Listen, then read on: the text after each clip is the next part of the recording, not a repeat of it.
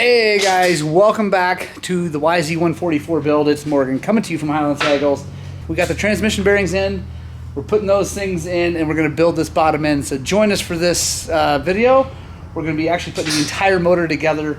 New crank, bottom end, all the tranny bearings, cylinder, piston, the whole deal. The motor will be ready to go at the end of this video. So if that's interesting to you, stick with us here. We've got to start with all the tranny bearings first.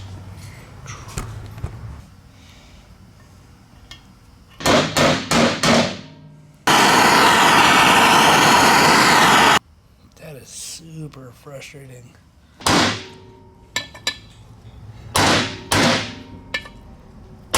Alright guys, so we got all the bearings in, both case halves.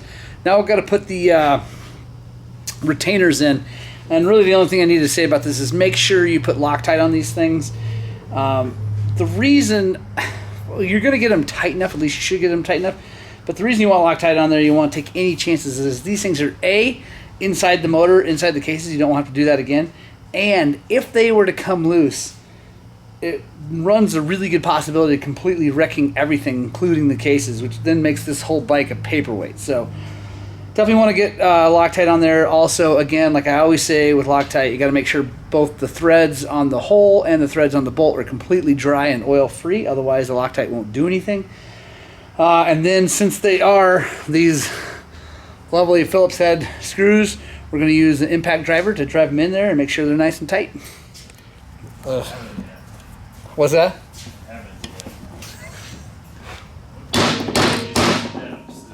Now it's time to put this transmission back in here. If you take a look, I like to try to keep the tranny in good shape, like in place, so that I don't have to go to the parts fish and look up and see which way everything goes, because that just gets painful and slow. And anyway, so I zip tie it like that. I got a zip tie here, and then just set in this box to stay out of the way. Then we have to deal with these shift forks, right? So the cool thing about Yamahas is that the shift forks are separate from the shift shafts, so we can actually set everything in to the cases, the tranny shafts and gears and the shift drum and all that, and then we can go back and get the shafts in, or the forks into place, and then the shafts in, because we can kind of slide the forks in and slide the shafts down through them and get them all ready. So the cool thing about Yamaha shift forks is that I can leave them here in this pile and then come in here and look, and you can see it says R, C, and L. So that's obviously right, center, and left, and that's as you sit on the bike. So as the motor's sitting here, it's going to be R is the bottom, C is the middle, L is the furthest one up. So let's get these tranny shafts out, slid into place. That's another quick tech tip, guys. If you're doing this, it really helps to, at this point, have the cases on a block like this, so that you can slide the shafts all the way through. There's nothing impeding them from the back to hold them up. So make yourself a quick little block out of 2x4s like this. You'll use it actually a ton. So if you haven't done that, grab yourself some scrap 2x4s, knock them together with some screws, and then you'll be, like I said, you'll use it all the time.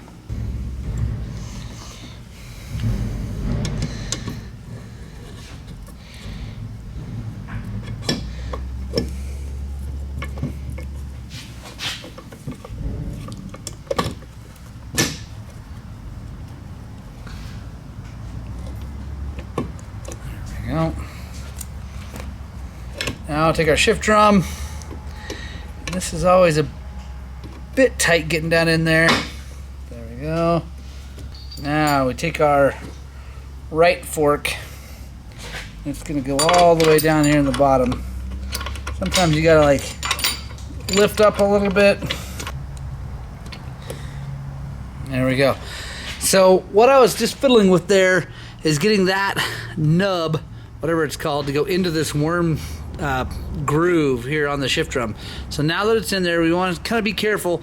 It's not going to hold in place until we drop the shaft in there, but we just want to leave that there. Then we're going to go get the center one, put it in, and then the left one, and then we'll be good.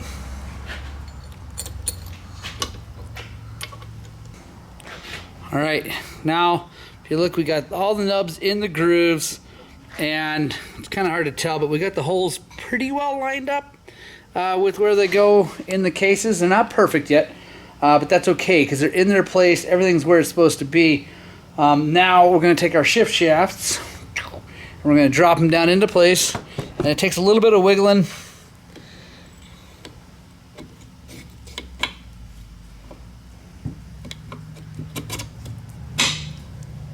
Go.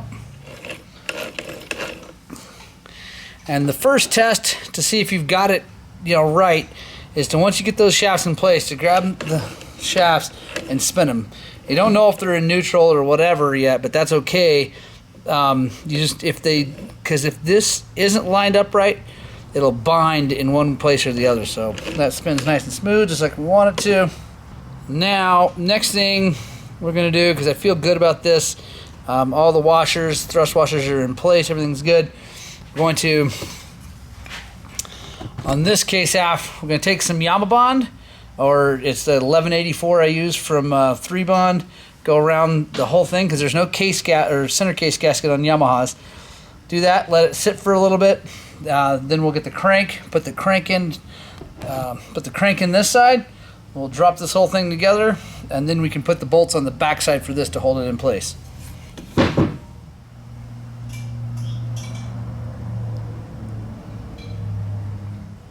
All right, so now we got the whole gasket surface coated with our 3 Bond 1184, and that stuff is awesome, amazing gasket maker. And like I said, it's basically the same formula as the Yama Bond stuff that they recommend to put on these. But one of the keys to making this work well and not making a huge mess when you put the things together is that you have to leave it for at least 5 minutes. I like to leave it for like 10 or 15 or 20 minutes because it won't actually set up for, I don't know how long it takes, but it's basically like an anaerobic deal. So you got to squeeze the parts together before it really wants to set. So just let that thing sit, and we're going to get the crank, put it in this half now, and yeah, then we'll push them together. Alright, we got a brand new Hot Rods crank. Gonna ease her down in here. So, for this process, guys, this is one of those things where you need a press, okay? You can't just be hitting on this thing with a hammer and knocking it into place. I mean, you can, and you can find a way to not, mess up these threads and all that stuff, but you're going to regret it. It's going to be a nightmare. So you don't want to do that. You want to take it over to the press and push it in nice and easy. You still got to even be careful with that, because the thing is, the crank is really only held together with this pin going through here. So when you push here, it can flex this crank, and if you're not careful, you can get it out of true. So the good thing is, first of all, these cranks are super burly. Also, if you're nice and easy with it going on with the press, you'll be just fine. It's when you hit things that it could knock it out of whack. So I'm gonna take it over to the press, push it in there, then we'll come back over here, slide the other case on, and then we'll use the press again to push that case down on top, tighten everything up, and then we'll work on the top end. All right, guys. This thing's been sitting for, probably about 15 minutes now. It should be all good to go. Take these cases, go nice and easy. Make sure everything's lining up. There we go. Make sure everything still spins like it's supposed to. We need a socket that's big enough to go over this, but not push on this seal. So we need a bigger one than that. This guy ought to do. There we go. So that's going to help push this whole thing down nice and easy with the press. So I'm going to take this thing over there. I'm not going to film it, but basically, as you're pushing down, you want to make sure it goes level, right? So we're going to push here, and this is going to maybe sometimes want to hang up a little bit, not want to go down. So you just have to kind of we'll take a rubber mallet over and just tap this as it goes down, and make sure it goes nice and smooth. We got the cases back together. No bolts in it yet, but you want to check right now. Make sure everything moves nice and smooth like it's supposed to. So that feels good. Transmission's moving like we want it to, so that's awesome. So I think we got her together right. Now we can take our case bolts, put them in, torque them down all to like 7 foot-pounds, and then we can start working on the clutch side.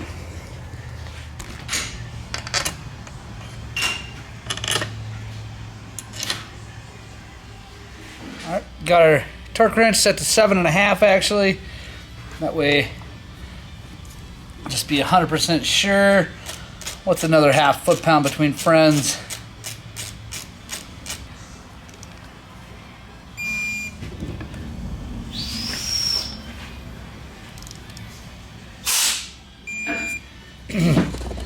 All right, we got them all torqued. Make sure the crank's still spinning. It's a little tight, which is okay because when you've just replaced all these bearings and you just torqued everything down, it's probably not exactly square in there. I mean, it's really, really, really close and hard to, you could never see it with your eyes, but it's probably not perfect, but that's okay. All right, now let's work on this clutch side. Transmission's still moving just perfect. Probably the first thing we need to do is put the shift star in. Let me show you guys. So there's a little groove right there. That's got to line up with that nubbin right there. And it's also, to make it easier, there is a little dot right there. So that's where that goes. There we go. This is the retainer.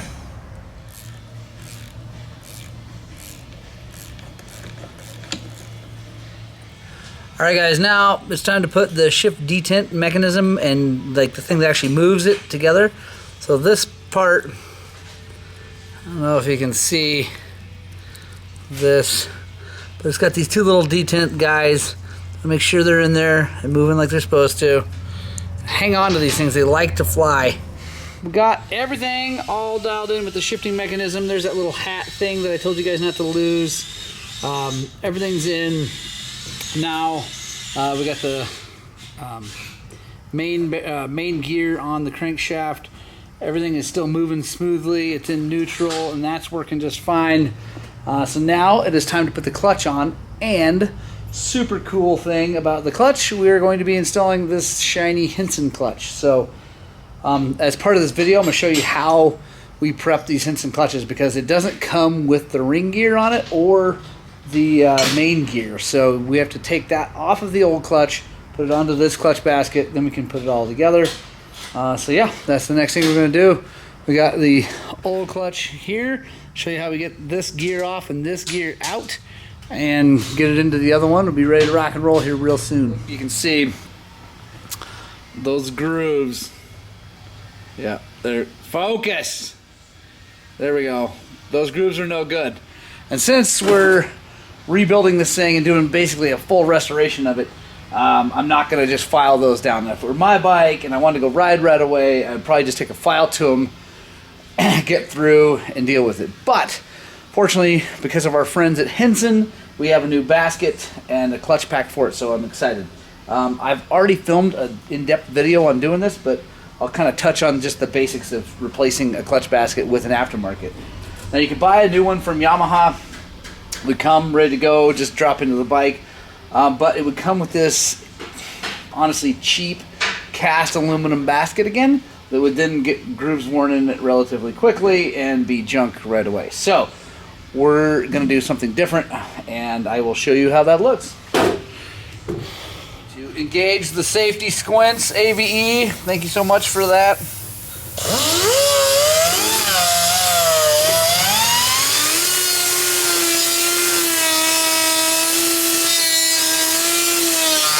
Alright, so we've got the rivets ground off. Now we just got to pop this plate off.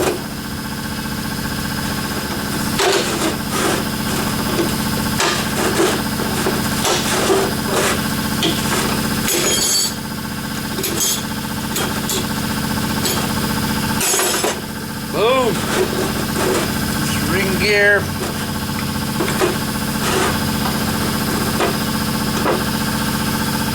So the cool thing is with this bike, this is actually part of the ring gear, so we don't have to worry about pressing this out and putting it into the other basket.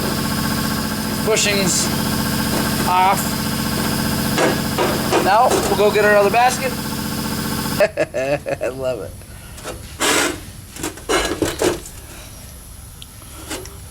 There we go. Now just take our plate, put it on here. This little cigarette right there. Clean here. There we go. Clean threads. Use red Loctite. That might have been too much.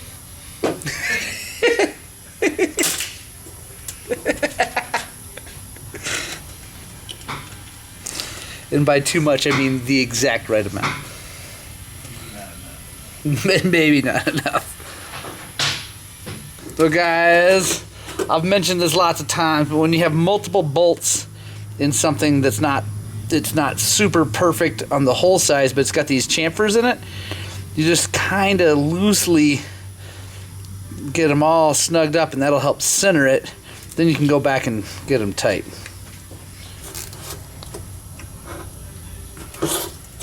Alright guys, so got the clutch back on, just set on here. Nothing's bolted down yet. But we got brand new plates from the Henson folks. Again, thank you, Henson clutches. I really appreciate these. So first, while I got a whole bunch of parts to check in. So while I'm doing that, I'm going to soak these things in a little bit of the tranny oil that I'm going to use to get them all wet and soaked up, so that when I put them in and this bike sits for a while, they should be just fine. Alright, so we got the plates all soaked up, ready to go together. Let's put this clutch together. Alright, so on a Japanese bike, it goes friction first, then steel, and just alternate.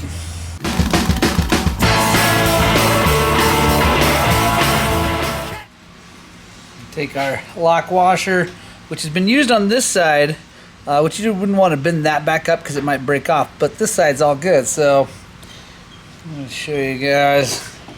I'm going to drop that down, get it in its home. Then take our impact, just push on these plates. That's going to hold everything still. Tighten that guy down. And come in here and bend that up if I can get to it. There we go. Alright, so now I take our pressure plate, put our throw out through there, which is weird if you're not used to these style clutches. And then the other thing that these clutches are funky about is that they have a certain way that they go on. They don't just, you can't just put it on any way because it won't always line up. So you want to get that, so make sure it drops down and it's pinching tight against the plates right there. It's not held up at all. Got new springs also with the Henson clutch.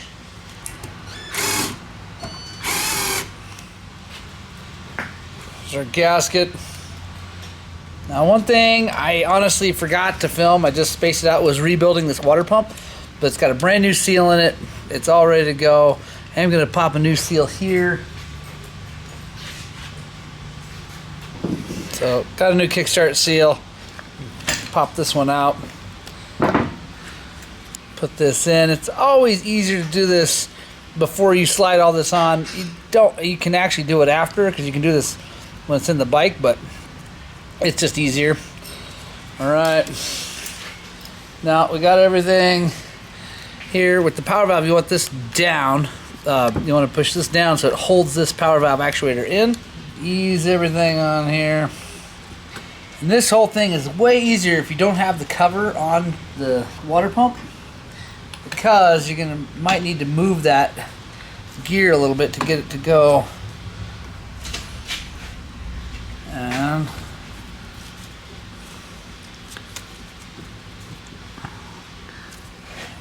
think.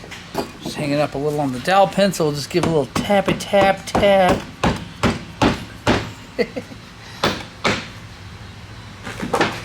Okay. Everything looks good. Happy with that. Now we'll get our clutch cover bolts.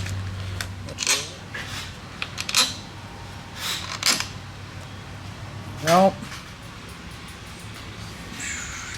Water pump cover gasket.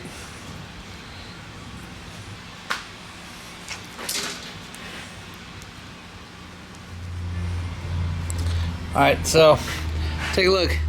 See, we get the teeth on that side because they're going into that hole, right? So the teeth got to be lined up. And as we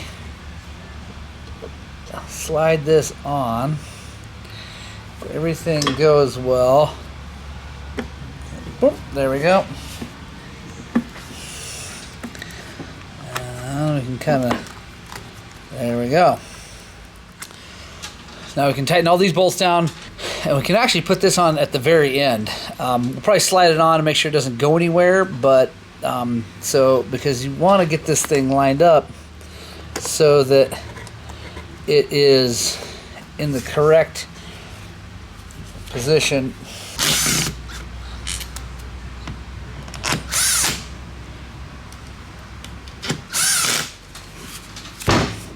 Boom. Just like that, bottom end YZ124 is ready to rock and roll. So. All right, guys. So I unfortunately didn't have all the parts I thought I did.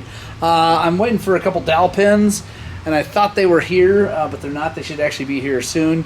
But I'm gonna stop this video right now. Appreciate you guys joining along for this motor build. So we're gonna stop this. We're just gonna call this the YZ125 Bottom End build video. Make sure you stay tuned and subscribe because we'll be doing the top end next.